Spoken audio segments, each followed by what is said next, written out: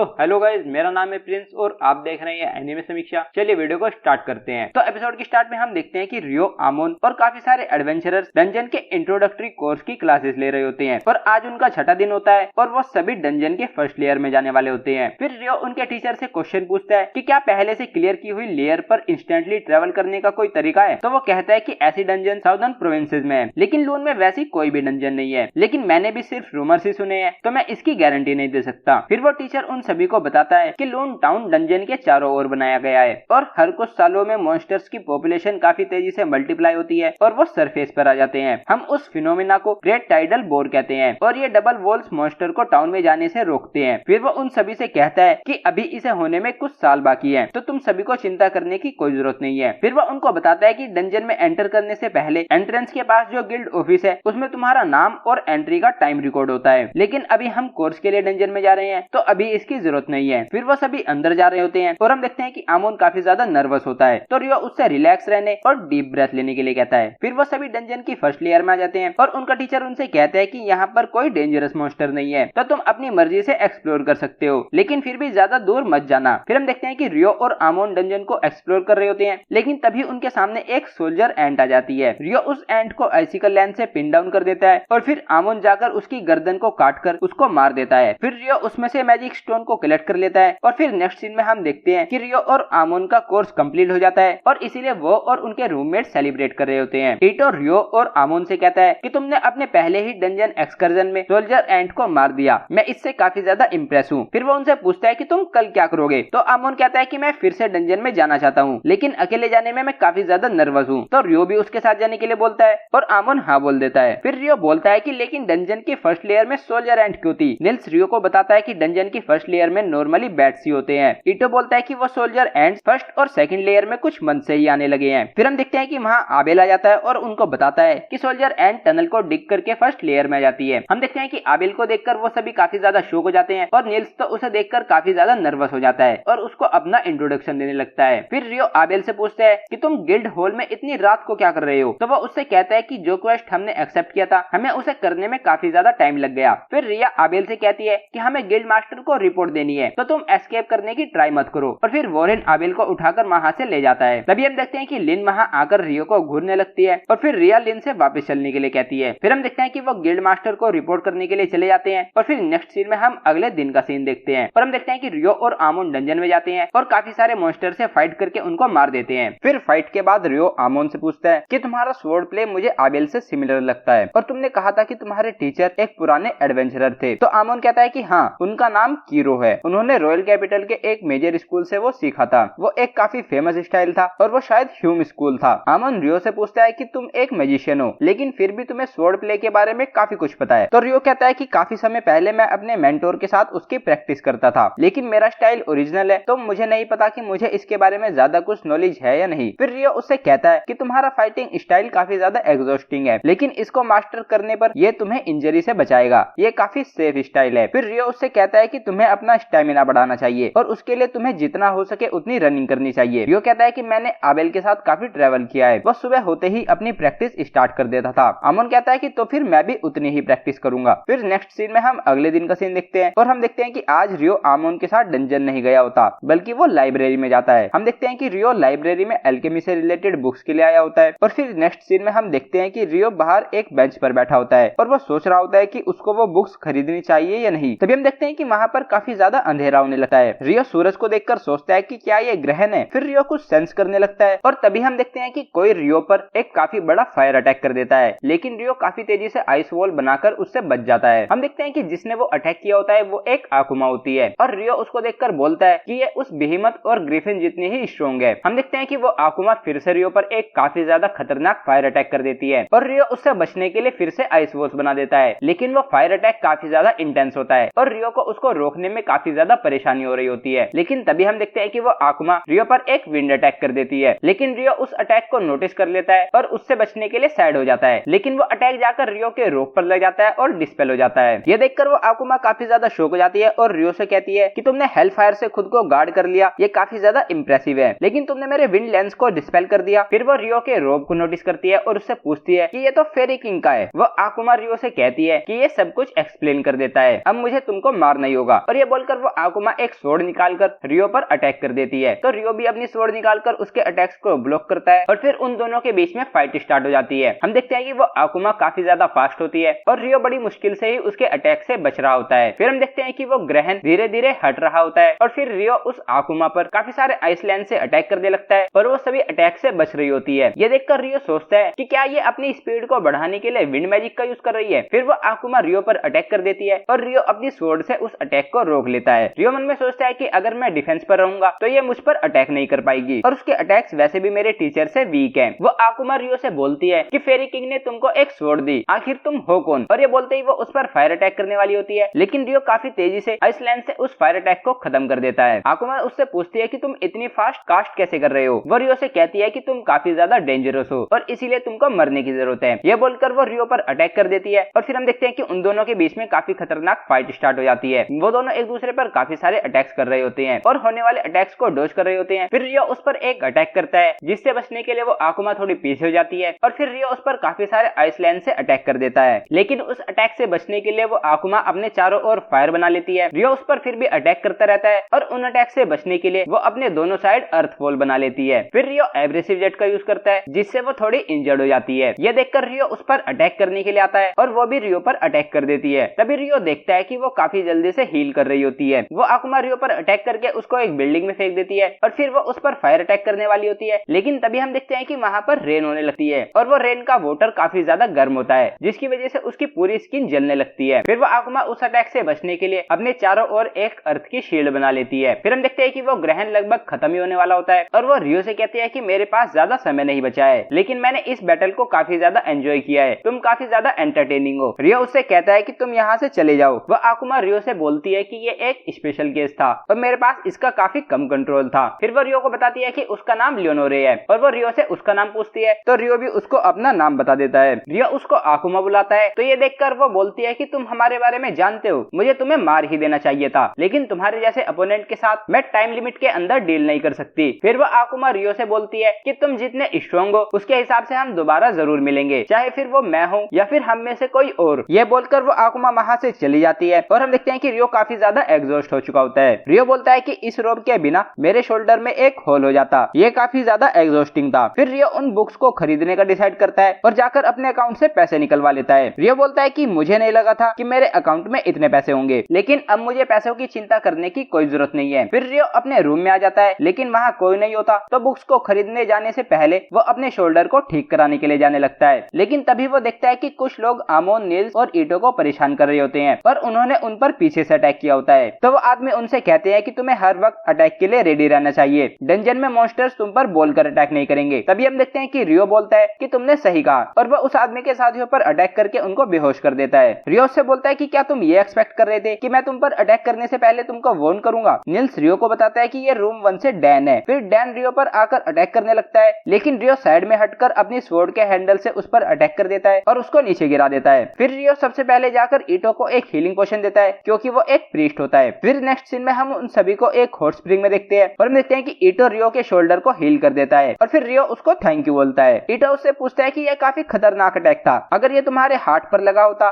तो तुम काफी खतरे में आ जाते, तुम्हारे साथ हुआ क्या था। रियो कहता है कि वो अटैक मेरे हार्ट पर ही किया गया था, लेकिन मैंने उसे डोज कर लिया। वो रियो से पूछती है कि तुम किससे फाइट कर रहे थे, तो रियो कहता है कि अगर मुझे चांस मिला तो बाद में मैं तुमको जरूर बताऊंगा। फिर रियो सोचता है कि आकुमा जहाँ से आई थी वहाँ उसके जैसे और भी हैं और वो अजीब सा स्पेस, मुझे अभी भी काफी कुछ जानना है। और हम देखते हैं कि यहीं पर एपिसोड एंड हो जाता है। तो गाइस ये था episode 4 of the water magician. अगर आपको वीडियो पसंद आई है तो वीडियो को लाइक कीजिए, चैनल को सब्सक्राइब कीजिए, प्रेस कीजिए बेल आइकन को। मैं मिलता हूँ आपसे नेक्स्ट वीडियो में। Thank you.